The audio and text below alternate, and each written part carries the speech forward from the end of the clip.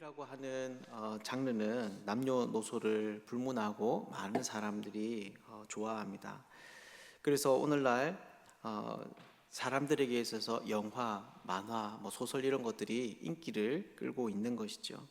사람들은 이것을 위해서 기꺼이 돈을 지불하고 또 시간을 내어줍니다. 그런데 이런 이야기들은 이제 그냥 쓰여지는 것은 아닙니다. 거기에서 분명한 글쓴이의 생각을 전개하는 방식이 있는데요.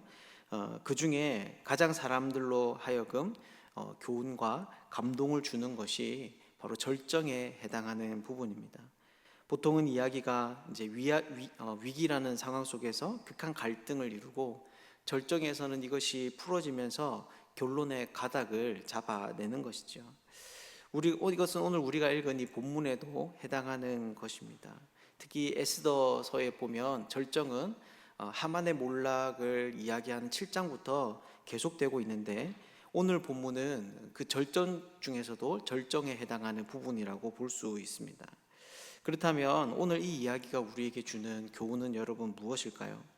하나님의 섭리라고 하는 큰 신학적인 맥락 가운데서 이 절정 부분이 절정 부분에 해당하는 이 에스더가 오늘날 하나님의 백성들에게 주는 그 메시지는 여러분 어떤 것일까요?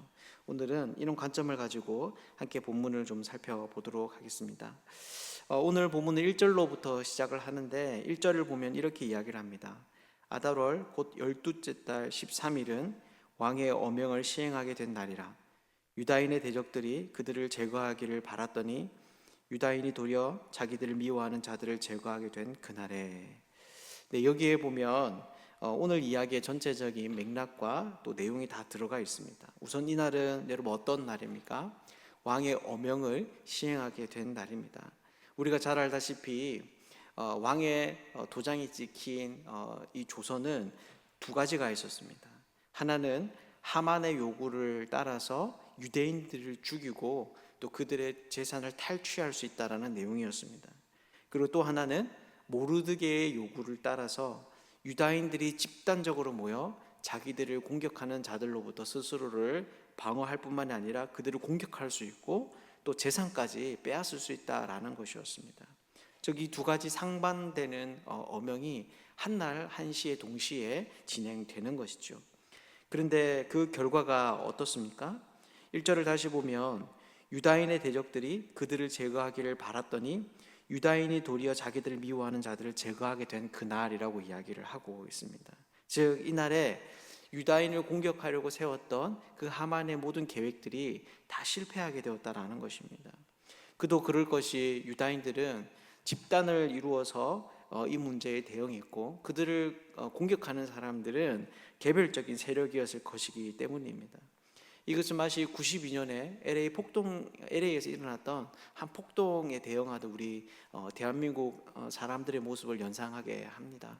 그때 사회에 불만을 가진 흑인들이 큰 문제를 일으켰는데 이제 한인들에게도 그 증오심이 번져가서 한인마트와 또 한인들이 사는 이제 집들이 공격을 받는 일이 있었습니다. 근데 이제 대한민국의 대부분의 남성들이 군대를 다녀오다 보니까 이제 그런 외부의 세력에 마치 군대에서 작전 훈련을 하는 것처럼 이제 대응을 했던 것이죠. 그래서 그때 많은 인명과 또 재산의 어떤 피해를 막을 수 있다라는 보도를 본 적이 있습니다. 이것은 오늘 본문도 마찬가지라고 하는 것이죠. 그러니 이 두 세력이 충돌을 하게 되니 당연히 유대인들이 승리하게 되는 것입니다. 그래서 이날은 하만이 생각하던 그 계략이 완전히 패배하고 오히려 유다가 승리하게 된 날입니다. 유다가 몰살당하기로 한 그날, 하만의 승리가 당연하게 예상되는 그날 놀라운 역전극이 일어나고 있는 것이죠.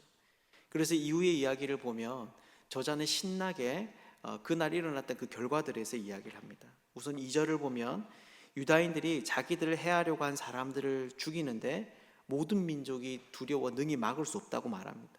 또한 3절은 다른 공무원들이 모르드게를 두려워해서 유다인을 돕는다라고 말하고 4절은 하만이 탐내던 그 존귀한 자리가 모르드게의 것이 되어서 그 지방까지 그의 명성이 퍼지고 있다라고 이야기를 합니다. 그리고 5절에서 10절은 얼마나 많은 도시에서 얼마나 많은 희생자들이 생겨났는지에 대해서도 기록을 하고 있습니다. 이런 역전의 현상을 가장 잘 보여주는 것이 17절에서 19절에 나오는 이야기입니다. 이 17절에서 19절을 보면 이렇게 이야기를 합니다. 아달월 13일에 그 일을 행하였고 14일을 쉬며 그날의 잔치를 베풀어 즐겼고 수산에 사는 유대인들은 13일과 14일에 모였고 15일에 쉬며 이날의 잔치를 베풀어 즐긴지라. 그러므로 유다의 유다인 곧 성이 없는 고을고을에 사는 자들이 아달월 14일을 명절로 삼아 잔치를 베풀고 즐기며 서로 예물을 주더라. 여러분, 이것이 무슨 말입니까? 바로 유다인들이 이 날을 기념하여서 그들의 승리를 기념하는 축제를 열었다라는 것입니다. 말할 수 없는 기쁨이 충만한 것이죠. 하지만 이 구절들을 자세히 살펴보면 또 다른 숨겨져 있는 의미가 있습니다. 무엇인가 하면 바로 잔치라고 하는 단어입니다. 이 단어와 똑같은 어근을 가진 단어가 우리가 살펴보았던 3장 15절에도 등장을 합니다. 그때 어떤 맥락에서 이 글이 등장하느냐 하면 하만이 왕으로부터 유다인들을 공격할 수 있는 조서를 허락받고 그것을 꾸려 보냅니다. 그리고 난 다음에 왕과 함께 앉아서 술을 마시는 장면이 등장합니다. 그런데 그때 마시다라고 할 때 사용된 단어가 바로 여기에 사용되고 있는 이 잔치와 똑같은 어근의 말이라고 하는 것이죠. 여러분, 그렇다면 이것이 무슨 말이겠습니까? 바로 이 날은 하만의 즐거움이 이제는 유다의 것이 되었다라는 것입니다.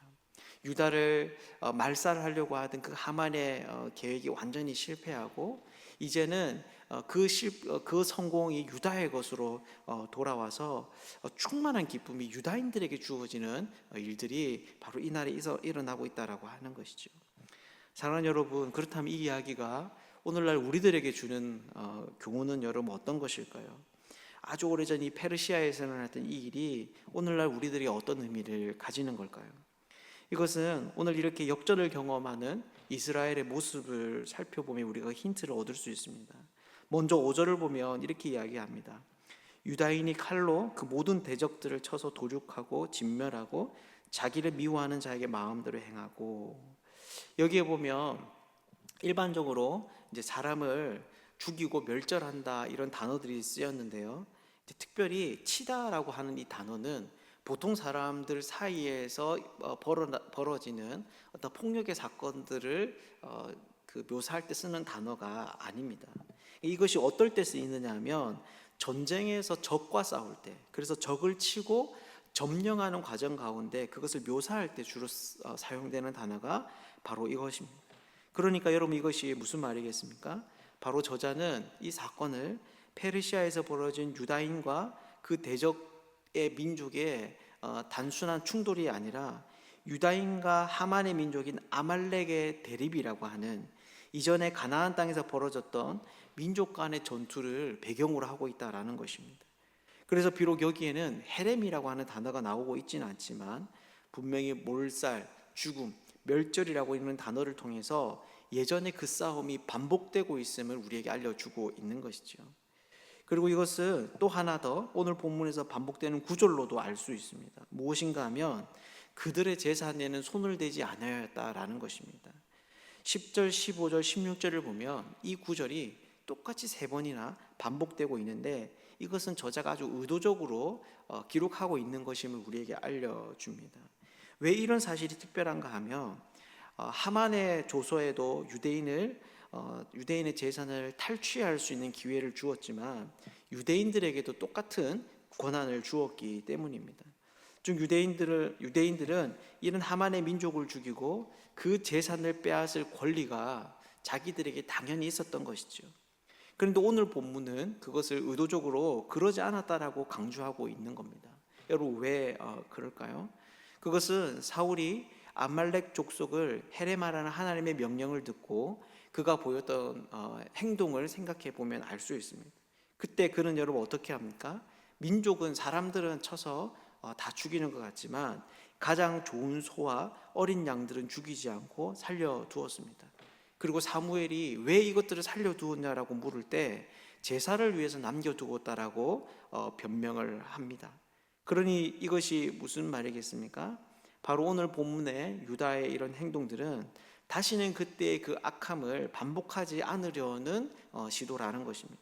사무엘 시대에 실패했던 그 헤렘을 이제는 이 페르시아 땅에서 반복하지 않으려는 어떤 유다의 의도가 이 가운데 의지가 보이는 것이죠.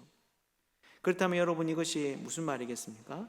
바로 모르드게와 하만, 좀 더 나아가 유다와 그 대적자들의 싸움은 바로 하나님의 백성으로서의 싸움이라는 것입니다. 자기 조상들이 이루지 못한 그 명령을 향한 열심, 이것이 바로 이 싸움의 본질이었던 것이죠. 그렇게 이것은 오늘날 우리들에게도 굉장히 큰 의미가 있습니다. 왜냐하면 오늘날 성도들이 이 땅에서 싸우는 싸움도 하나님 나라 백성으로서 말씀에 순종하기 위한 싸움이기 때문입니다. 말씀대로 살아가다 보니 세상과 부딪히는 것이죠. 말씀에 순종하려고 하다 보니 사람들로부터 때로는 위협을 받고 마음이 상하는 일과 금전적인 손해를 보는 일이 생긴다라는 것입니다. 그렇기에 이것이 우리에게 의미하는 바가 무엇이겠습니까? 바로 종말에 우리에게도 이러한 역전의 날이 오게 될 것이다라는 것입니다. 원수의 앞전에서 기름진 것으로 먹고 마시는 그 풍성한 기쁨을 누리는 날이 종말에 우리에게도 주어지는 것이지요. 그래서 오늘 본문의 이야기는 오늘 모르드게가 당한 것과 같은 어려움을 지나는 사람들에게 큰 공포와 염려 가운데 있던 유다인들과 같은 상황에 놓여 있는 사람들에게 위로와 소망을 주는 것입니다. 사랑하는 여러분, 여러분들은 여러분의 인생에 결국에는 이런 역전이 주어질 것이다 라고 하는 것을 믿으십니까? 그리스도께서 다시 오시는 날 우리는 모든 사람들이 깜짝 놀라게 될 만한 진실을 보게 될 것입니다. 사람들이 관심을 기울이지 않고 무시했던 그 예수님이, 심지어 믿는 자들도 쉽게 자신의 기분을 따라서 홀대할 수 있는 그분이 온 세상의 온 우주의 진정한 왕으로 드러나시기 때문입니다. 그래서 그날 참된 성도들은 예수 그리스도와 함께 멸절당하는 악의 면전 앞에서 그분과 함께 놀라운 영광을 누리게 되는 것이죠. 우리가 오늘 이 말씀을 깊이 생각할 수 있으면 좋겠습니다. 그래서 조금 억울하더라도, 주님의 말씀을 따라가는 것이 조금 불편하더라도 참고 견딜 수 있으면 좋겠습니다. 온 세상이 뒤집어질 그날을 소망하며 기대하며 인내할 수 있으면 좋겠습니다. 오늘 하루도 우리에게 주어진 이 날을 그런 믿음으로 잘 감당하시는 복된 사람들 되시기를, 그래서 그리스도와 함께 말일에 그 역전의 기쁨을 누리는 복된 사람들 되시기를 주님의 이름으로 축복합니다.